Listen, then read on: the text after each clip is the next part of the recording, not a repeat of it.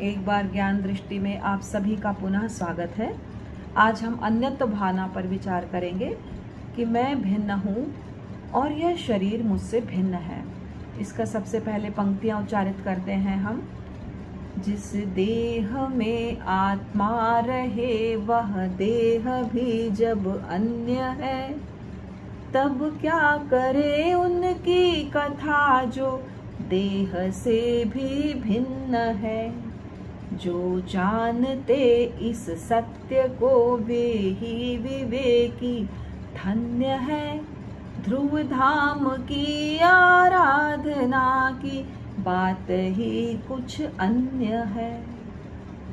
बहुत सुंदर पंक्तियां कि जिस देह में है ना, जिस मंदिर में ये भगवान रहता है, ये आत्मा रूपी चैतन्य रहता है, वह देह वह शरीर भी जब भिन्न है तो बाकी पदार्थों की, संबंधों की, व्यक्तियों की तो बात ही क्या करें हम। और जो इस सत्य को जानते हैं, जो विवेकी हैं, जो इस सत्य को जान गए हैं, बस वो ही उनकी बात ही अलग है।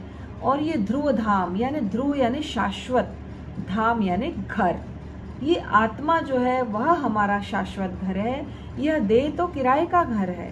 थोड़े समय बाद यह देह भी हमको छोड़कर चला जाएगा। जिस देह को हम दिन रात सजाते हैं, है ना, सुबह से उठ के स्नान करना, क्रीम पाउडर लगाना, कंघी करना, बालों को संवारना, कपड़े वस्त्र पहनना, मतलब इतने सारे काम हम 24 घंटे में, मुझे लगता है ज़्यादा से ज़्यादा समय हम अपने शरीर को संवारने में, सजाने में, खिलाने में, पिलाने में, चाहे हम कितना भी समय लगाएं, यह देह हमको एक दिन छोड़कर चला जाएगा। चाहे वो 4 कंधों पे लेट कर जाए या संलेखना संधारा करने के बाद बैकुंठी बनाकर हमको बिठाकर ले जाया जाए। आप सब चाहते होंगे कि हम लेट कर नहीं जाएं, हम संलेखना संधारा त्याग करके हम बैठ कर जाएं। जाना तो 4 कंधों पर है, लेकिन बैठकर जाएं संलेखना संधारा त्याग करके। यदि हम ऐसा चाहते हैं तो हमको अभी से अपनी विल, अपनी इच्छा में डिक्लेयर करना होगा कि यदि कोई ऐसी अवस्था आ जाती है कि मैं अनकॉन्शियस हो जाऊं, कोमा में चली जाऊं, बीमार हो जाऊं, चैतन्य अवस्था में न रहूं, तो मेरे को त्याग, तपस्या, संधारा, संलेखना करवाया जाए, जिससे मेरी अपनी गति है ना, मेरी आत्मा की गति सुधर जाए। तो ये जरूरी है कि हम पहले से ही इस बारे में सोचें और इसको डिक्लेयर करें घर वालों के सामने। ये सत्य है, हमको जाना है। वो हमको पहले जाएंगे या हम उन्हें छोड़कर पहले जाएंगे, ये तय नहीं है। तो ये देह जो है, ये शरीर जो है, वो आत्मा से भिन्न है। और जो लोग ये सोचते हैं, है ना, भगवान महावीर को पता था कि मैं महावीर हूँ, फिर भी वो राजपाट छोड़ के, वैभव छोड़ के, घर परिवार छोड़ के कहाँ निकले? ये जानने के लिए कि मैं कौन हूँ, मैं कहाँ से आया हूँ, मैं कहाँ जाऊंगा। आचार्य के प्रथम अध्याय में आप आगम में देखेंगे कि मैं पूर्व दिशा से आया हूँ, कि मैं उत्तर दिशा से आया हूँ, कि मैं ऊर्ध्वलोक से आया हूँ, कि मैं अधोलोक से आया हूँ, मैं दक्षिण से आया हूँ, कि मैं पश्चिम से आया हूँ। ये चिंतन और ये क्वेश्चन करते करते आचार्य सूत्र स्टार्ट होता है, प्रारंभ होता है कि मैं कौन हूँ। बहुत से हम लोग में से कोई सोचते ही नहीं मैं कौन हूँ। भाई मैं वीरबाला हूँ, क्या सोचना इसमें, है ना। एक व्यवहारिक दृष्टि से मेरा नाम दिया गया है, वो मैं हूँ। परंतु निश्चय नय से अगर बात करें, व्यवहार की दुनिया में हम रह रहे हैं, कर्तव्यों का पालन कर रहे हैं, वो सब ठीक है। लेकिन अगर निश्चय की दुनिया में जाते हैं तो वहां पर ये आत्मा है, वो एकाकी है, वह अन्य है, वो शरीर से भिन्न है। हमारा जो आत्मा है एक द्रव्य है, जिसमें उत्पाद व्यय द्रव्य, यानी किसी शरीर में उत्पन्न हो रही है, फिर वो शरीर नष्ट हो रहा है, परंतु आत्मा की पर्याय बदल रही है, परंतु आत्मा शाश्वत है। तो इस प्रकार द्रव्य भी सत्य है और पर्याय भी सत्य है।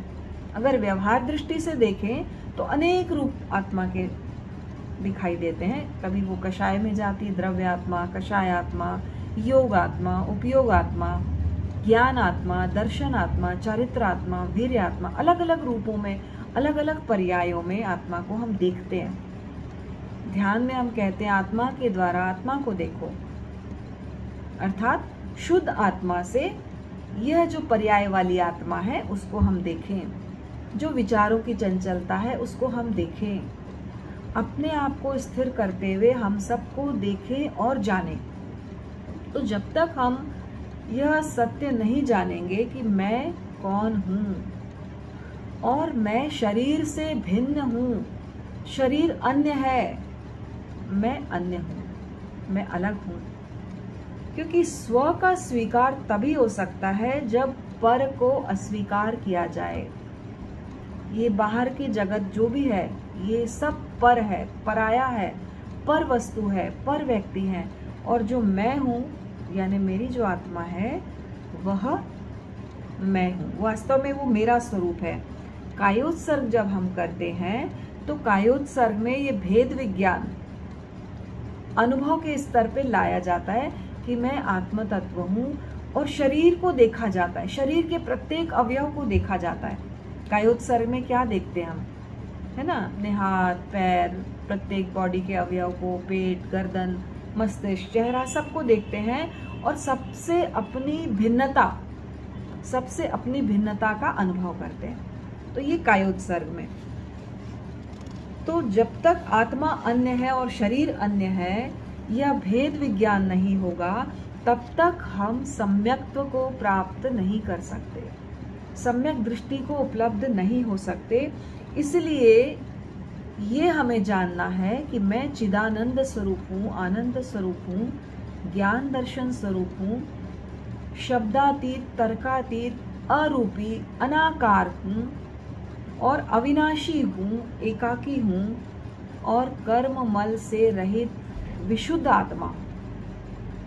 अब हमेशा हम कहते हैं कि मैं कर्म, मेरे कर्म, ये कर्म से ही मेरा इतना जो है ये स्वरूप है, बाहर का जो स्वरूप है, ये दुख है, ये रोग है, ये शरीर है, ये कर्म संस्कार के कारण ही मुझे प्राप्त हो रहा है। फिर मैं ये कैसे कहूं कि मैं शुद्ध हूं? अगर हम एंगल लगाते हैं, अगर हम किसी अपेक्षा से यानी शाश्वत स्वरूप की अपेक्षा से मैं शाश्वत शुद्ध आत्मा हूं, परंतु मैं संसार की दृष्टि से, व्यवहार की दृष्टि से कर्मों से बंधी हुई आत्मा हूं। दोनों हो सकती है। अब दृष्टि लगाई हमने, अलग अलग दृष्टि लगाई हमने। तो जो अपने घर में रहता है, अपने घर में मतलब सभी अपने अपने घर में रहते हैं भाई, आप कहोगे सब अपने अपने घर में रहते हैं, है ना, तो हम सब अपने अपने घर में ही रहते हैं।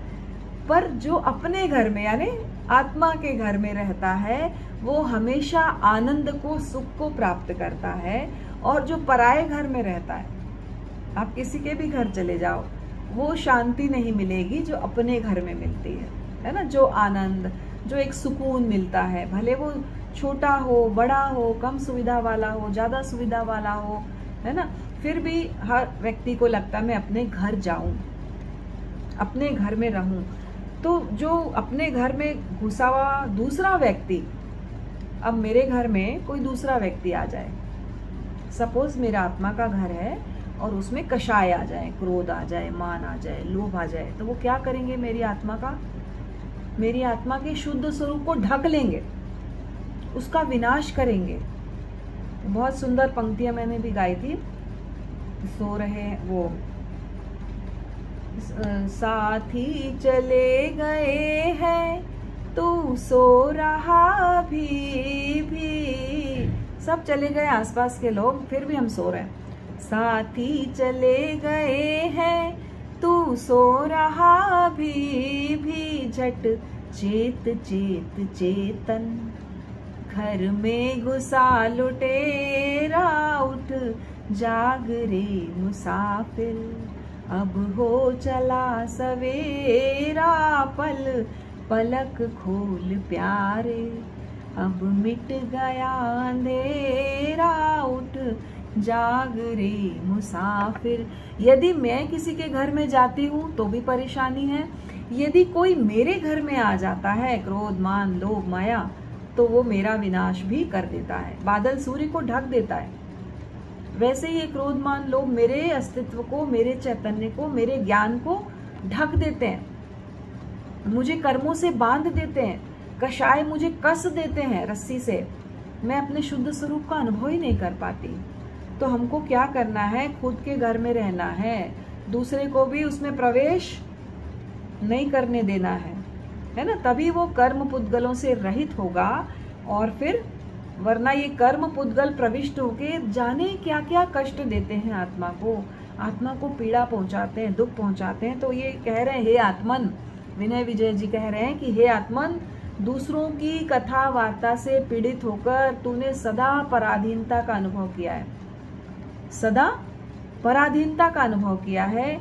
अगर तुझे स्वाधीनता का अनुभव करना है, तुझे सुखी होना है, तो अपनी आत्मा के भीतर आ जा और जो अन्य है, जो देह है, उसको छोड़ मतलब ऐसा नहीं कि छोड़ दें उसको भिन्न मानना शुरू कर दो, उसको भिन्न जानना शुरू कर दो, है ना। छोड़ तो नहीं सकते हैं जीते जी संसार में शरीर को, लेकिन भाई मैं अलग हूँ, ये अलग है, ये अन्यत्व भावना, मैं भिन्न हूँ, ये भिन्न है, ये मेरा हमेशा के लिए नहीं है।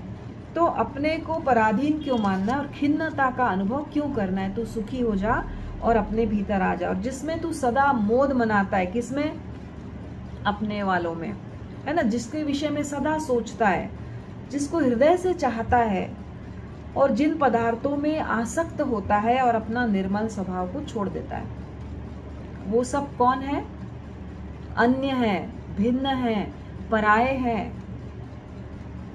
व्यवहार दृष्टि से बात नहीं कर रहे हैं, यहाँ हम निश्चय दृष्टि से बात कर रहे हैं, है ना। व्यवहार तो बहुत हमारे ज्ञान में है, हमको बहुत सिखा गया बचपन से, संसार संसार संसार, है ना। परंतु ये जो बात है वो आत्मा के संबंध में कही जा रही है और आत्मा को अन्य अनुभव कराने के लिए कही जा रही है कि आत्मा के सुख का अनुभव हम कैसे करें। तो वो कह रहे हैं, जितने तू आनंद मोद मनाता है, दिन रात जिसकी चिंता करता है, वो एक दिन तुझे छोड़कर चले जाएंगे या तुझे भी उसको छोड़कर जाना पड़ेगा। तो ये तिर्यंच और नरक योनि में बार बार तू काटा गया, पीटा गया, छिन्न भिन्न किया गया, उन सब दुष्चेष्टाओं को भूल गया तू। वो कह रहे हैं, धन परिवार ये सब में अनुरक्त होता हुआ तू मूढ़ बन रहा है। मूढ़ बन रहा है मतलब मूर्ख से भी बड़ा वाला स्टेज जो होता है ना, उसको मूढ़ बोलते हैं, उसको बोलते हैं जड़ बुद्धि। मूर्ख से भी बहुत आगे वाली स्टेज है ये। तो वो मूढ़ बन रहा है। तो हे मूढ़, क्या तुझे उन पदार्थों की पूजा करते हुए लज्जा का अनुभव नहीं होता? ये मैं नहीं कह रही हूँ, विनय विजय जी महाराज साहब कह रहे हैं, क्या तुझे लज्जा का या तुझे शर्म का अनुभव नहीं होता? ये बार बार जिन चीजों से तुम प्रताड़ित हुए हो, बार बार जिन चीजों से तुम प्रताड़ित होते हो, बार बार उसके प्रति आसक्त हो रहे हो, तो क्या तुम्हें लज्जा का अनुभव नहीं होता? तो ज्ञान दर्शन चारित्र लक्षण वाली आत्मा को पहचान और निश्चय कर और अपने कल्याण की प्राप्ति का प्रयत्न कर। ये संस्कृत में कहा गया है, मैं आपको हिंदी का उसका अर्थ बता रही हूँ, अनुवाद बता रही हूँ। तो शरीर जो है वो निश्चित तुझे छोड़ेगा, क्योंकि ये अन्य है और तुम अन्य हो, तुम भिन्न हो। एक पतला धागा भी, एक पतला धागा, एक सुई भी, दिन रात जिस संग्रह में आप लगे हुए हैं, उसके एक सुई, एक पतला धागा भी आपके साथ जाने वाला नहीं है, साथ जाने वाला नहीं है। तो तुम उस सुख का अनुभव करो, उस आनंद का अनुभव करो, इस मनुष्य जीवन में आकर उस दुर्लभ आनंद का अनुभव करो जिसका तुमने आज तक रसास्वादन किया नहीं, जिसके रस का पान अभी तक किया नहीं तुमने। तो जिस प्रकार, बहुत सुंदर श्लोक है और बहुत सुंदर उसके अर्थ बताए गए, जिस प्रकार प्रेम विहीन व्यक्ति में, जिसके अंदर कोई प्रेम नहीं है, उस व्यक्ति में अनुरक्त होता यानी आसक्त होता हुआ आदमी क्या सहता है? संताप सहता है, दुख सहता है। प्रेम की कामना किससे कर रहा है? जिसके अंदर प्रेम नहीं है ना। कोई भी हो सकता है, XYZ, जरूरी नहीं आपके सारे संबंध अच्छे हों, कोई ना कोई एक दो ऐसे होंगे जिनसे आपको पीड़ा होती होगी, जिनसे लगता होगा ये सुधर जाए, ये अच्छा प्रति मेरे प्रति अच्छा हो जाए। कोई ना कोई भी हो सकता है, घर परिवार फ्रेंड सर्कल और रिश्ते नाते, कोई भी हो सकता है, एनीवन। तो जो प्रेम विहीन है, आप उससे प्रेम की भीख मांग रहे हैं, प्रेम की अपेक्षा कर रहे हैं और प्रेम शून्य पुद्गल में भी आसक्त हो रहे हैं। ये पदार्थ जिसके हम बहुत प्रेम कर रहे हैं ना, ये जो हमारा घर है, फर्नीचर है, हमारे ज्वेलरी है, हमारे कपड़े हैं, ये जो भी हमारा संग्रह है, उससे हम बहुत प्रेम करते हैं। पर क्या वो पलट के हमको प्रेम करता है? नहीं कर सकता। वो जड़ है, वो पुद्गल है, वो आपको पलट के प्रेम नहीं दे सकता है। बट हम उसके प्रति बहुत अनुरक्त हैं, आसक्त हैं, और अपने ममता के और मोह के जो ताप है ना, अग्नि है ना, जो दुख है, जो अग्नि है, उसको हम झेल रहे हैं कि मैं उससे बहुत प्यार करती हूँ उस पदार्थों से, मगर वो पदार्थ मुझसे प्रेम नहीं करते। या किसी व्यक्ति के लिए भी कह सकते हैं कि व्यक्ति के प्रति हम बहुत आसक्त हैं और वो व्यक्ति आपकी ओर ना देखे, है ना, आपसे प्रेम भरी बातें ना करे, तो भी यह जो मन है बहुत संताप झेलता है। तो जिसका संयोग होता है उसका निश्चित वियोग होता है। ये संबंध जो है, चाहे वो व्यक्ति को हो चाहे पदार्थ के हो, वो एक दिन आपको छोड़कर जाने वाले, निश्चित जाने वाले। इसलिए जो व्यक्ति मृग तृष्णा का जल पीता है, मतलब मृग तृष्णा में कहीं जल मिलता नहीं है उसको, सुना होगा मृग तृष्णा, मतलब मृग जो है ना, जो हिरण होता है ना, वो रेत में घूमता है चारों तरफ, और उसको ना परछाई से, थोड़ा सा सूर्य की किरणों से कहीं कहीं ऐसे चमकता हुआ कुछ पानी सा दिखाई देता है रेत में, और वो उसकी ओर भागता है, मृग तृष्णा, और उसको कभी पानी नहीं मिलता है रेत में। तो ऐसी मृग तृष्णा को पीता हुआ जो मनुष्य है, वो कभी भी अपनी प्यास को बुझा नहीं पाता, कभी भी वो पूर्ण रूप से संतुष्ट नहीं हो पाता, आनंदित नहीं हो पाता। क्योंकि पूर्ण सुख कहाँ है? ये सब क्षणिक सुख मिल जाएंगे, पर पूर्ण सुख कहाँ है? पूर्ण सुख अपनी आत्मा के ज्ञान दर्शन चारित्र स्वरूप में है, उसके वीर स्वरूप में है, उस शक्ति में है कि टोटल सेटिस्फेक्शन, संतुष्टि जिसको मिल जाए, वो कहते हैं। तो हे विनय, तू जितेंद्र देव जो है, जिनेंद्र देव है, जितेंद्र देव, उनका जिन्होंने इंद्रियों को जीत लिया है, तो उनका स्मरण कर और शांत सुधारस का पान कर। और जो भी इसका पान करता है वो क्या करता है? वो आनंद को प्राप्त कर लेता है। तो भेद विज्ञान के लिए एक बहुत छोटी सी स्टोरी मैं आपको बताऊं, जो इसमें शांत सुधारस जो बुक है उसमें कही गई है। हालांकि कुछ ने सुनी भी होगी, पर बहुत सुंदर स्टोरी है, इसलिए मैं आपको यहाँ पर सुनाऊंगी। ये एक ऋषि थे, चातुर्मास उनका परिसंपन्न हो रहा था, शरद ऋतु का टाइम था, और आचार्य सीलगंधर नाम है, जिनके शिष्य की कहानी मैं आपको सुना रही हूँ।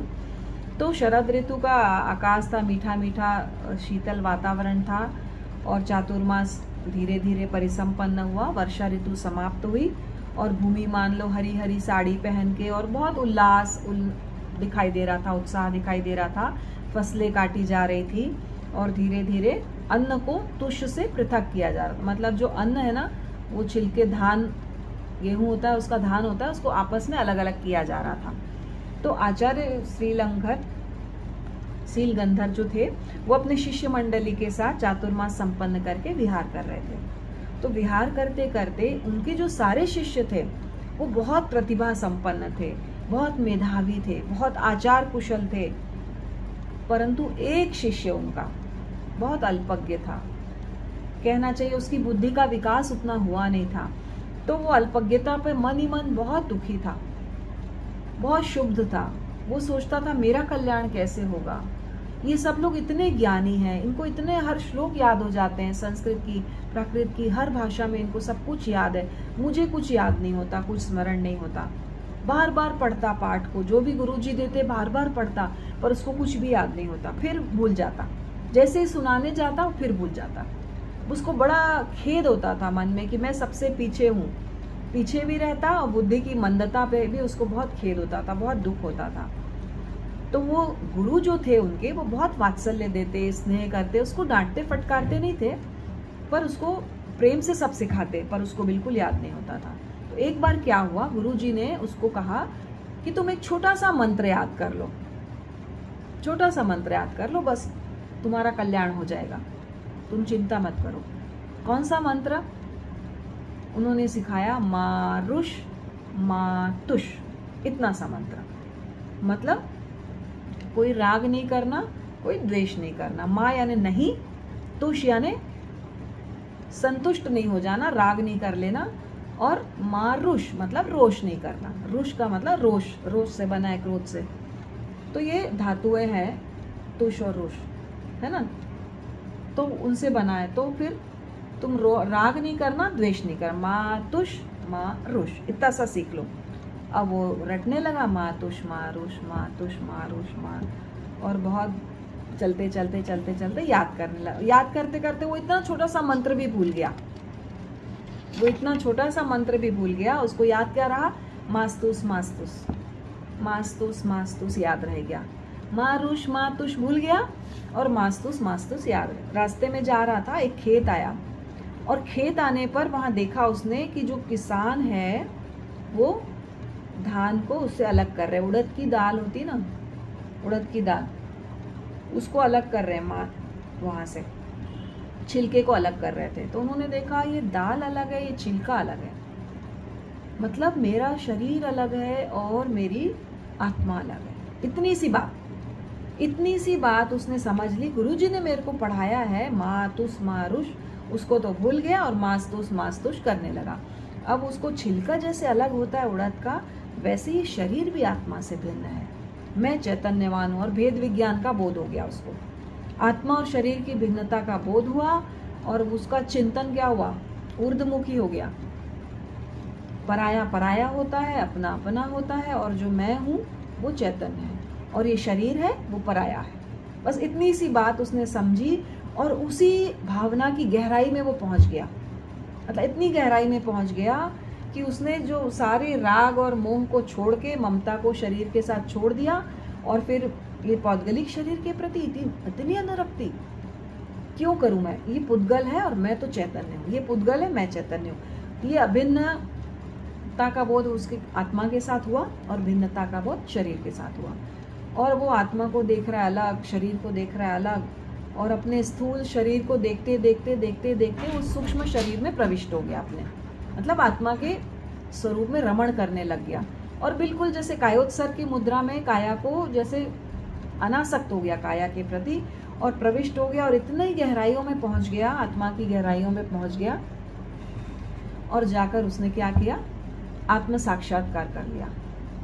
मतलब इतनी सी बात भी अगर पकड़ में आ जाए, कोई भावना है ना, 12 भावना है, एक भी कोई पकड़ में आ जाए, उसकी गहराइयों में मनुष्य पहुंच जाए, तो वो अपने आप को तार सकता है, कल्याण कर सकता है, मोक्ष तक जा सकता है।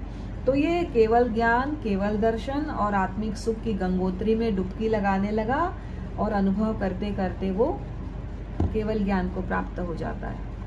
मतलब इतनी छोटी सी घटना जीवन को कैसे नया रूपांतरण दे देती है, और कैसे उस घटना के कारण वह मोक्ष को प्राप्त कर लेता है। एक छोटे से मंत्र, वो भी गलत सलत उसने याद किया, पर उसने जब भावना को देखा कि भावना भिन्नता का अनुभव किया, अन्यत्व की अनुप्रेक्षा की शरीर और आत्मा की, और केवल ज्ञान को प्राप्त कर लिया। तो ऐसे अनेक घटनाएं हमारे आगमों में, शास्त्रों में आती हैं, जिसमें बहुत प्रेरणा हमें प्राप्त होती है कि हम किस तरह इन 12 भावनाओं में से एक भावना भी यदि पकड़ लें तो हम मोक्ष को प्राप्त कर सकते हैं। और यही मंगल भावना मैं हम सबके प्रति भी करती हूँ, आप सबके प्रति करती हूँ, कि हम भी अन्यत्व भावना को इतना सूक्ष्मता से पकड़े, इतने आनंद भावना से उसको स्वीकार करके शीघ्र ही केवल ज्ञान दर्शन को प्राप्त करें।